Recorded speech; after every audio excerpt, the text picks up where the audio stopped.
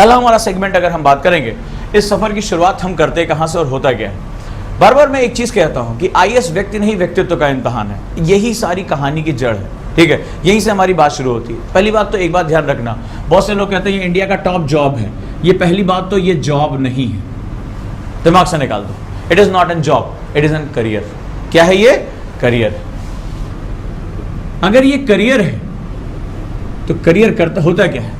Career का मतलब है, जॉब का मतलब है आप गए किसी और के लिए काम कर रहे हैं। सुबह आप 9 बजे ऑफिस पहुंचे, शाम को 6 बजे आप अपने घर वापस आ गए, काम खत्म। ऑफिस से आने के बाद अब कोई कुछ नहीं है। लेकिन करियर जो होता है, साइकिल में करियर क्या काम करता है? ढोने का काम करता है भाई। सिलेंडर, साइकिल, कभी किसी इंसान को ढोने का काम किया जाता है ना, तो एक्चुअली में ये ढोने का काम करता है। किसको ढोता है? समाज का वो हिस्सा जो जड़ है, जो अपनी जगह से हिलना नहीं चाहता, जो नॉन मूवेबल है, जो अपनी परंपराओं के साथ जकड़ा हुआ है, उस जकड़न को छोड़ने के लिए तैयार नहीं है। कोई सती प्रथा को मानता है, कोई बाल जो है भ्रूण हत्या को अभी भी कर रहा है, कोई जाति के बाहर विवाह करने पर जो है ऑनर किलिंग कर रहा है कि नहीं कर रहा है? ठीक है, कोई बलि प्रथा में विश्वास करता है, किसी को दहेज प्रथा में विश्वास है। तो अब क्या होगा? ये जड़ है, ये हिल नहीं रहा है। हमें क्या करना है? इसको मूवमेंट कराना है। तुम्हारे कहने से मूवमेंट कर जाएगा? नहीं करेगा। किसी को जाकर समझाओ कि भाई जाति प्रथा छोड़ दो, खराब है, मान जाएगा?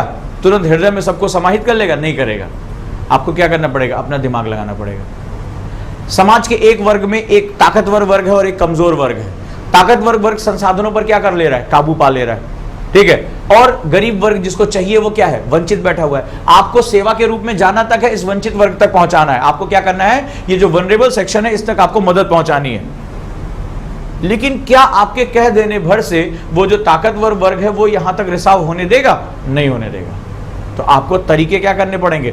सोचने पड़ेंगे। और ये जो मजेदार बात ये है कि इन तरीकों का कहीं रिटन डॉक्यूमेंट नहीं होगा। ये आपको तात्कालिक फैसले लेने पड़ेंगे उन परिस्थितियों के हिसाब से। गुजरात में बाढ़ आई, ठीक है, अब वहां पर आपने देखा कितना जनधन की तबाही हुई, और तबाही से रोकने के लिए अब आप बताइए कौन सी किताब वहां काम आएगी?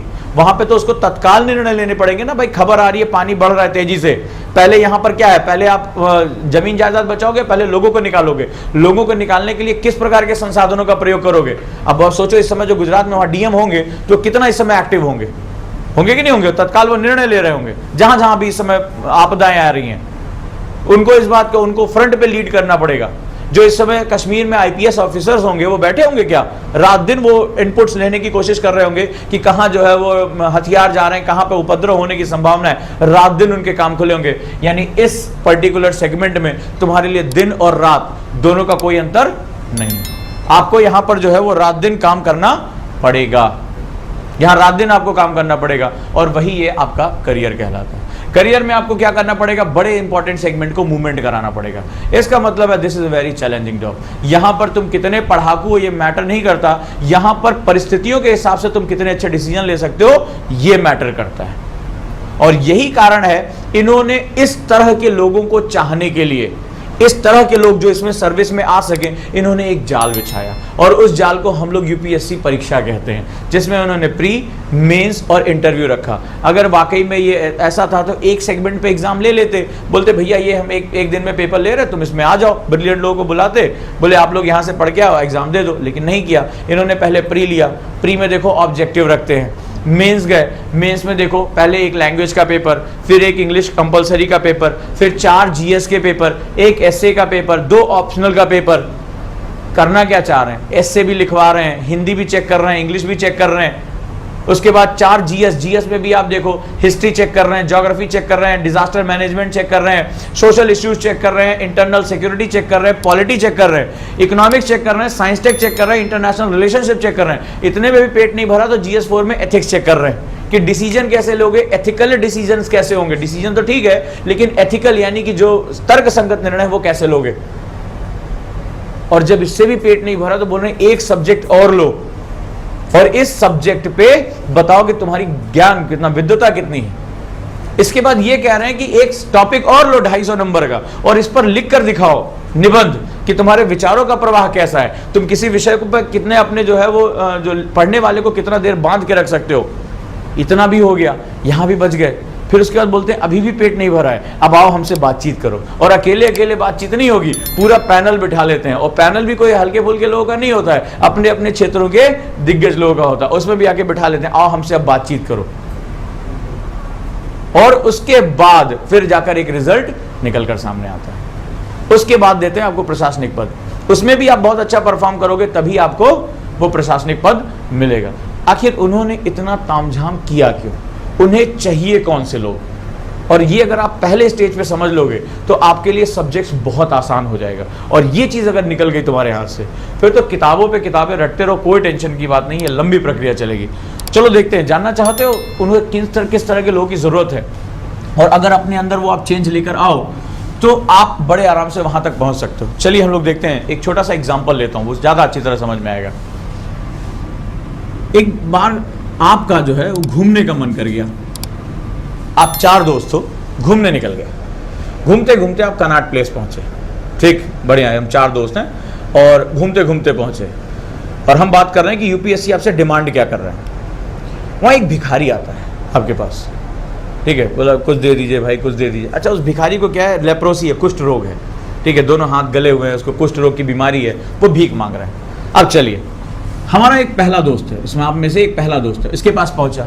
अब ये पहला दोस्त का क्या है, इसका जो पृष्ठभूमि है, इसका जो सेगमेंट है वो बैकवर्ड, मतलब वो उसका जो धार्मिक है, ठीक है, उसको बताया गया कि धर्म कर्म करते रहना चाहिए, पुण्य होना, दान पुण्य करने से अगले जन्म में सेगमेंट जाएगा।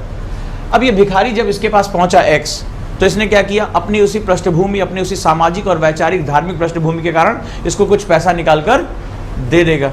इसने क्या किया, मान लो इसको 10 रुपए निकाल कर दे दिया, समस्या का समाधान हो गया, हो गया, तात्कालिक हो गया। हो सकता है बेचारा खाने को नहीं पा रहा हो, 1-2-4 रोटी खरीद के खा लेगा, भूखा नहीं मरेगा, ठीक है, मिल गया उसको, लेकिन इसके समस्या का समाधान नहीं निकला। दूसरे दोस्त के पास गया, सेकंड, ये मान लो एक व्यापारी के घर का है, ठीक है, इसको सिखाया गया कि पैसा बड़ी मेहनत से कमाया जाता है, दांत से पकड़ा जाता है पैसा, ठीक है, और पैसा ऐसे फालतू किसी को नहीं दिया जाता। जब ये भिखारी इसके पास पहुंचेगा तो ये क्या काम करेगा, डांट के भगा देगा। हम लोगों ने देखा होगा कि भग जाए, भग वहाँ करो, ये हमेशा रोज रोज आ जाते हैं सुबह से शाम तक, ऐसे बोला, उसको डांट के भगा दिया। क्या इससे सॉल्यूशन निकला? नहीं निकला। डांट के भगाने से उसकी समस्या का सॉल्यूशन निकला? नहीं निकला।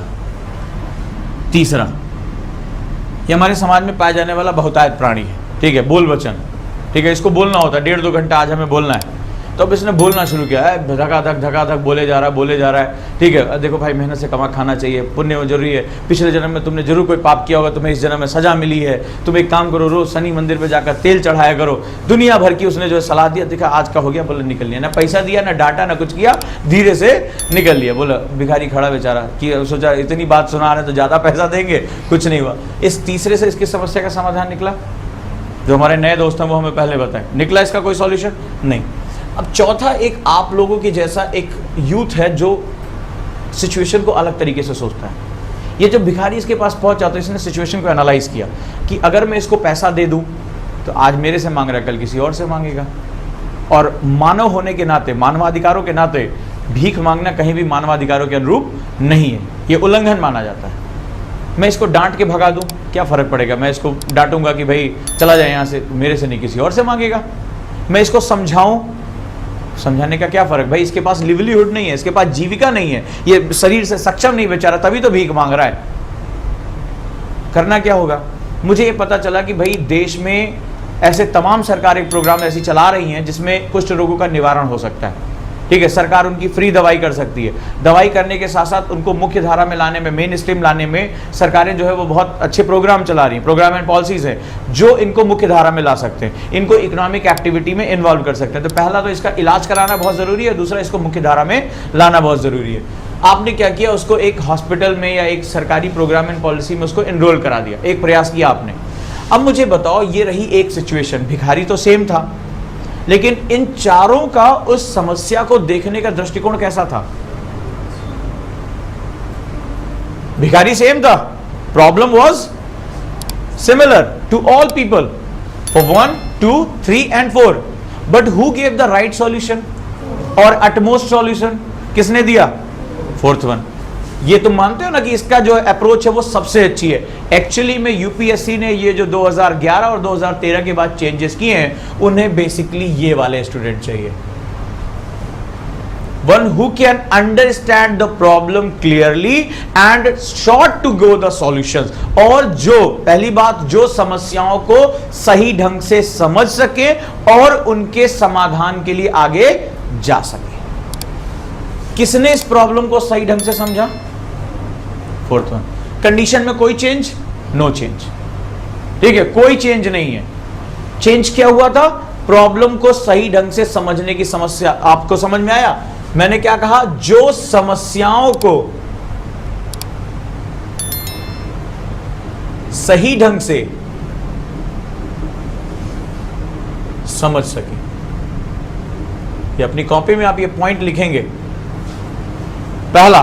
दूसरा, और जो उनके ऑप्टिमम सॉल्यूशन की तरफ जा सके, मैक्सिमम नहीं, ऑप्टिमम सॉल्यूशन की तरफ जा सके। मैक्सिमम हाइपोथेटिकल हो जाता है। ऑप्टिमम सॉल्यूशन यानी उस पर्टिकुलर कंडीशन में ये तो सोच सकता था कि देश के सारे हम कुष्ठ रोगियों का इलाज करवा डालें। ये क्या है? ये मैक्सिमम है, हाइपोथेटिकल है, ये बकवास है। जहां तुमने ऐसा बोला वहीं पे तुम्हें इंटरव्यू बोर्ड में रगड़ लेंगे। ठीक है, तुम्हारा वो कद्दूकस पे तुम्हें लेके जाएंगे। ठीक है, घिसाई वही शुरू हो जाएगी तुम्हारी। ठीक है, और तुम्हें क्या करना है? आदत डालनी है। ऑप्टिमम का मतलब होता है उस समय काल में उन परिस्थितियों के अनुरूप लिया जाने वाला मैक्सिमम डिसीजन। तो ये क्या हुआ? Optimum solution. अब ये पूरी दुनिया के भिखारियों थोड़े सोच रहा है जो उसके सामने केस स्टडी। अब थोड़े ना तुमने एक गरीब का मिटा तो पूरे देश से मैं गरीबी मिटा के रहूंगा, कुछ नहीं होने जाने वाला। तुम अपनी कैपेसिटी को समझो, संसाधनों को समझो। मैं जो मेरे अपने जिले में मेरे अपने विभाग के अंतर्गत आ रहे हैं, मैं उनके लाइफ में क्या करना चाहूंगा? चेंज करूंगा। तो पूरे जीवन काल में आप तमाम विभागों में जाओगे, कुछ ना कुछ तो अच्छा करोगे, वैल्यू एडिशन। और तुम अकेले देश के इकलौते आईएएस ऑफिसर नहीं हो भाई, पूरी एक लंबी एक सीरीज है। तुम अकेले सेलेक्ट नहीं हुए हो, ना तुम्हारे बाद ऐसा नहीं कि वैकेंसी बंद कर दी जाएगी। तो तुम्हारे बाद भी लोग काम करेंगे और तुमसे पहले लोग काम कर रहे हैं। उसी चेन का मुझे एक हिस्सा बनना है। मुझे जहां रहना है वहां वैल्यू एडिशन करना है। क्लियर है?